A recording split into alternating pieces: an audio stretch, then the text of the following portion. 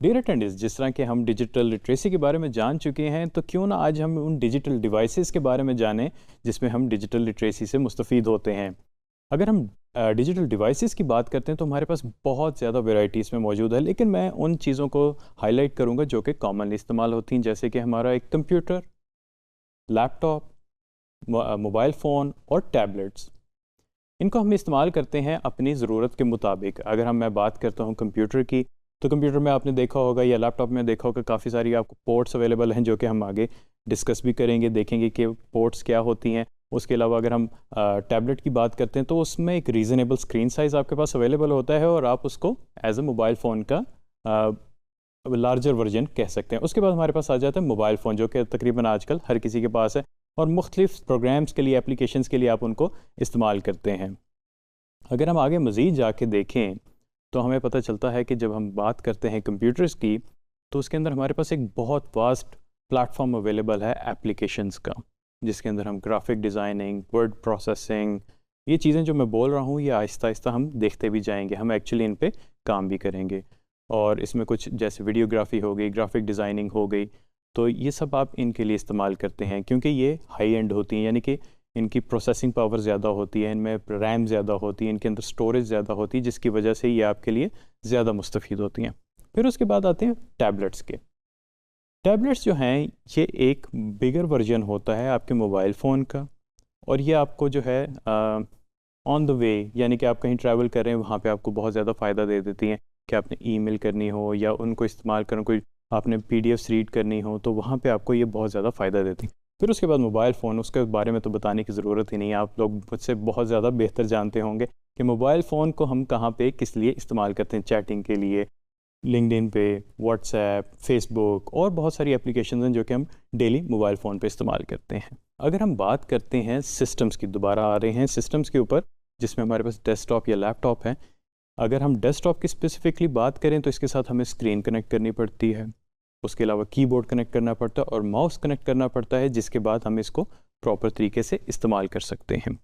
फिर अगर हम आगे चलें तो इसके और भी बहुत सारी डिवाइसेस हैं, जो कि प्रिंटर्स हो गए, स्कैनर्स हो गए, और भी बहुत सारी डिवाइसेस मार्केट में अवेलेबल हैं जो कि आप एक कंप्यूटर के साथ कनेक्ट कर सकते हैं और उससे अपनी ज़रूरत के मुताबिक उसको इस्तेमाल कर सकते हैं। हाँ, अगर हम बात करते हैं टैबलेट्स की या मोबाइल फ़ोन की, उसमें हमारे पास इस तरह के एक्सटर्नल हार्डवेयर की बहुत ही लिमिटेड सी क्वांटिटी मौजूद है, जो कि स्पेसिफिक पर्पस के लिए इस्तेमाल किए जा सकते हैं। अगर हम डिजिटल डिवाइसेस की बात करें तो इनको चलाने के लिए ऑपरेटिंग सिस्टम्स होते हैं, जो कि आने वाले लेक्चर्स में हम इन डिटेल भी देखेंगे। उसके बाद अगर हम बात करें इनमें कॉमन टास्क जो हम सब में परफॉर्म कर सकते हैं, उसमें है इंटरनेट सर्फिंग है, ईमेल्स हैं, उसके अलावा इंस्टाग्राम या हमारे जितने भी सोशल प्लेटफॉर्म्स हैं उनको विज़िट करना। अगर आप मुझसे मेरी प्रेफरेंस पूछेंगे तो मैं ईमेल हमेशा सिस्टम से ही करता हूँ। हाँ, मोबाइल फ़ोन में मैं ज़रूर पढ़ लूँगा अपनी ईमेल और बहुत मजबूरी होगी तो रिप्लाई कर दूँगा, लेकिन क्योंकि ईमेल्स को आपको फोकस चाहिए होता है, जो कि आगे आने वाले दिनों में आप देखेंगे क्यों फोकस चाहिए होता है। ईमेल को आप नॉर्मली अपनी स्क्रीन पे ही, यानी कि सिस्टम या लैपटॉप पे ही खोल के पढ़ते हैं और वहाँ पे प्रॉपर तरीके से रिप्लाई करते हैं, और ये भी चीज़ हम आने वाले लेक्चर्स में ज़रूर देखेंगे।